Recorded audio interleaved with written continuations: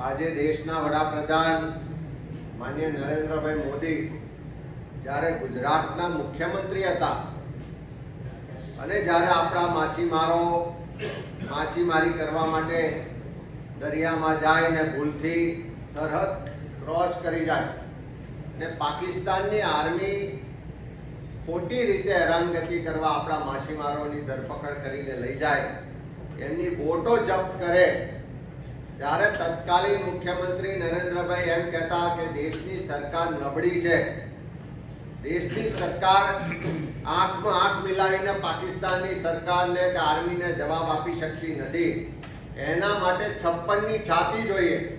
પણ આજે ત્રીજી વખત દેશના વડાપ્રધાન બન્યા પછી પણ ડબલ એન્જિનની સરકાર હોવા છતાં ગુજરાતના માછીમારો આજે પણ પાકિસ્તાનની જેલમાં સબળે છે.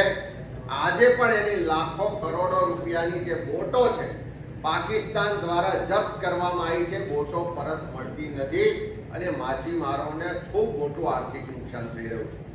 આપણો મોટો દરિયાકાંઠો માછીમારી મુખ્ય વ્યવસાય, એટલે અનેક માછીમારો કાયમ ફિશિંગ કરવા જાય ત્યારે ભૂલમાં સરહદ ક્રોસ થતી હોય. આજે એની ચિંતા કરીને વિધાનસભાની પ્રશ્નોત્તરીમાં મારા દ્વારા અને અમારા સાથી ધારાસભ્ય શૈલેષભાઈ દ્વારા પ્રશ્નો પૂછવામાં આવ્યા હતા કે કેટલા માછીમારો આજે પણ પાકિસ્તાનની જેલમાં છે, કેટલી બોટો જપ્ત કરવામાં આવી છે. એના જવાબમાં સરકારે જવાબ આપ્યો છે કે આજે પણ 144 માછીમારો પાકિસ્તાનની જેલમાં સબળે છે, એમને ટોર્ચર કરવામાં આવી રહ્યા છે, એના પરિવારો અહીંયા રાહ જોઈને બેઠા છે, પણ એ માછીમારોને છોડવામાં આવતા નથી.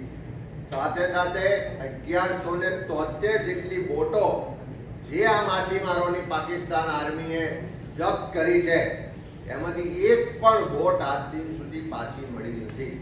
ત્યારે કહેવાનો મતલબ કે 56ની છાતીની વાતો કરવા વાળા, લાલ આંખ બતાવવા વાળા આજે દેશના વડાપ્રધાન છે, ડબલ એન્જિનની સરકાર છે, તેમ છતાં ગુજરાતનો માછીમાર આજે પાકિસ્તાનની જેલમાં સબળે છે. આ માછીમારોની 1100 કરતાં વધારે બોટો જે પાકિસ્તાને જપ્ત કરી છે હજુ પણ પાછી મળતી નથી. ત્યારે અમે સરકારને કહેવા માંગીએ છીએ, વડાપ્રધાનને વિનંતી કરવા માંગીએ છીએ કે લાલ આંખ બતાવો, 56ની છાતી બતાવો, પાકિસ્તાનને ફરજ પાડો કે આપણા જે માછીમારો જેલમાં સબળે છે બધાને ઝડપથી છોડવામાં આવે અને સાથે સાથે જે બોટો જપ્ત કરવામાં આવી છે એ બોટો પણ પરત સોંપવામાં આવે અને એ બોટોને જો નુકસાન થયું હોય પરત સોંપવામાં ના આવે તો આ માછીમારોનો ધંધો રોજગાર જળવાઈ રહે, પરિવારનું ગુજરાન ચાલે. એટલા માટે બોટો નવી ખરીદવા માટે સરકાર કોઈ સ્પેશિયલ પેકેજ જાહેર કરે એવી માગણી કરીએ છીએ.